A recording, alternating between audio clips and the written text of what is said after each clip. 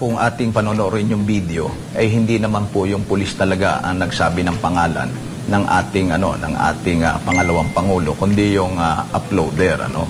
At dahil diyan ay siya po ay ating iniimbestigahan base na rin sa kautusan ng ating Vice President na mag-conduct po ng investigation at imbestigahan kung sino ba yun yung nag-upload na yon na ginamit yung pagkakataon para gamitin sa kanyang personal na agenda o sa kanyang hindi magandang layunin para sa ating pangalawang pangulo. General, ano ba yung... Yes sir, good morning po. Ano ba yung prakaso dito?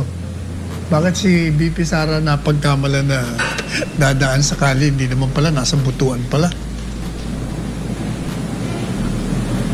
Yes, tama po, ang ating pong pangalawang pangulo ay wala po sa Quezon City, wala po siya doon sa area sapagkat lagi sinasabi ko nga dito sa mga nauna kong panayam sa ating mga kasamahan sa media, talagang pagka may darating na mga VIP hindi po ganun lang kasimple ang security preparation natin, At kung mapapansin nyo doon po sa video ay yung pag-stop ng traffic ay ginawa lamang ng isang pulis na naka-assign sa Police Station 14 na siya yung nagmamando ng traffic doon sa Tandansora, Commonwealth, At base po doon sa aking panayam doon sa pulis ay kung mapapansin nyo nga doon sa video ay may kausap siya sa telepono, At yung kausap niya sa telepono ay yung isang pulis naman po na naka-assign doon sa kabilang kanto, yun ay tumatawag na sinasabing may paparating na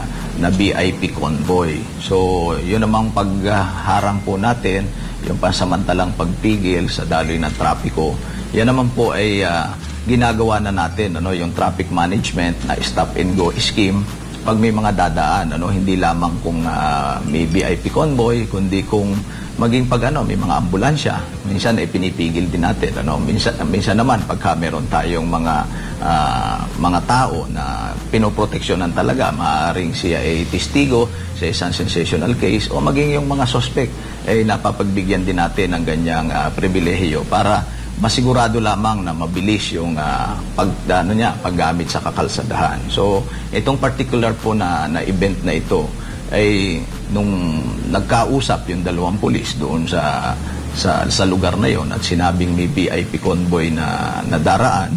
So, ang ginawa po ng pulis ay in-stop pansamantala yung traffic at pinabayaang makadaan yung convoy, At habang nangyayari po yon ay kausap niya yung isang pulis doon sa kabilang linya. At inamin naman niya nung akin silang nakausap na yung pagkarinig niya doon sa VIP convoy, parang narinig niya BP. Dahil siya nga ay ini-engage nung taong nag-upload nung video. At General, kasi parang ang dating grabe yung aberya na doon kasi sa post na ginawa ni Teddy Casino, parang matindi yung aberya ni ginawa ng police, ng convoy na yon. Just to be clear, gaano ba katagal naghintay yung mga tao doon? Baka kasi ginamit yung video na yon para sabihin sa public na grabe yung inconvenience na ginawa doon. Nung kinausap ko po yung police mismo, ay sinabi po niya mga 2 minutes lang daw po yun. More than a little over of 2 minutes sapagkat hindi naman ganoon katagal po yung pagtigil nung yung daloy ng trapiko. Alright. General, last question na lang po, do you think irresponsible po yung, responsible and very sensational yung ginawang pag-post na yon sa social media and to paint na mali yung ginawa ninyo sa trabaho ninyo, ng police, nagamit pa siya para sabihin na si VP Sara nga yun, at the same time, ginamit yung sitwasyon para masira yung Vice President.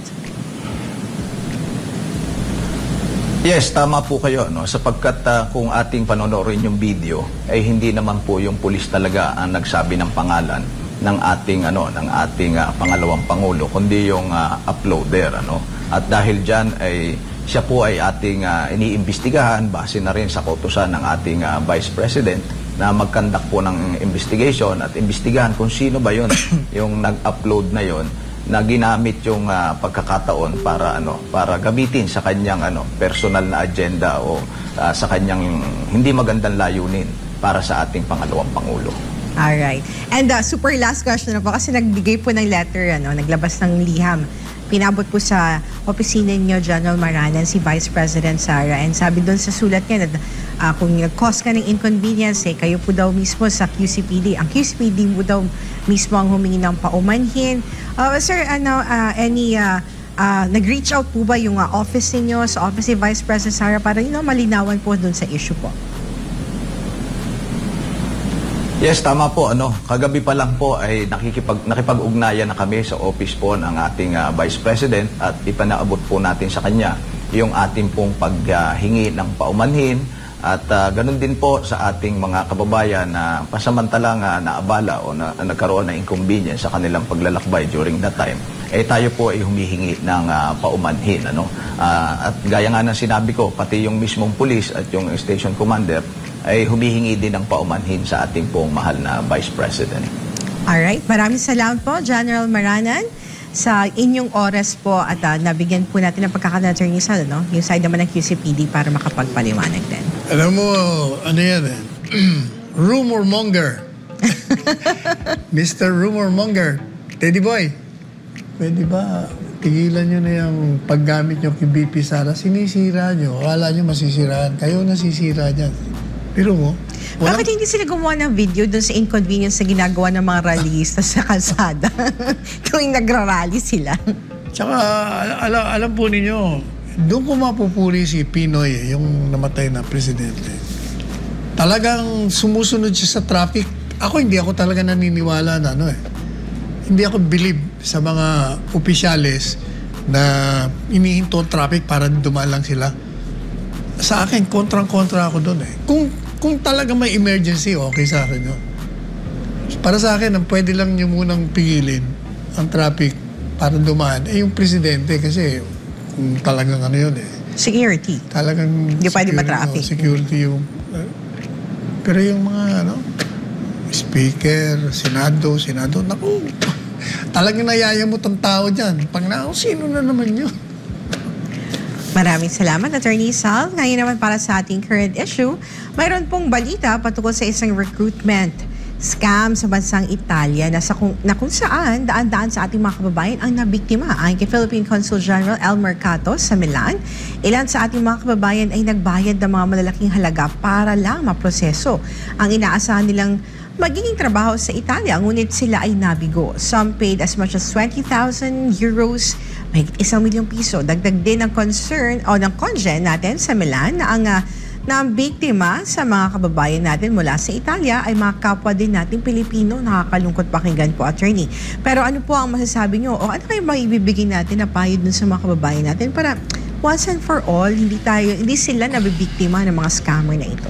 Unang-una, yung nagbabalitang yan.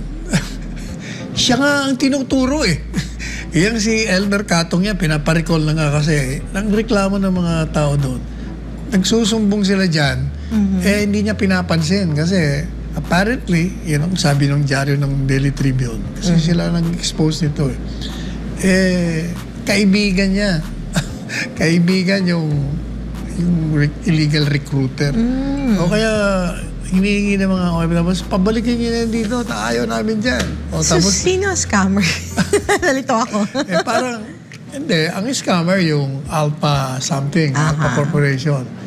At yung head nun, Respicio yata pangalan, kaibigan itong si Congen. Oo. Kaya galit ang sa kanya mga OFWs Kaya natatawa ko na parang siya ewan ko ba kayo talaga.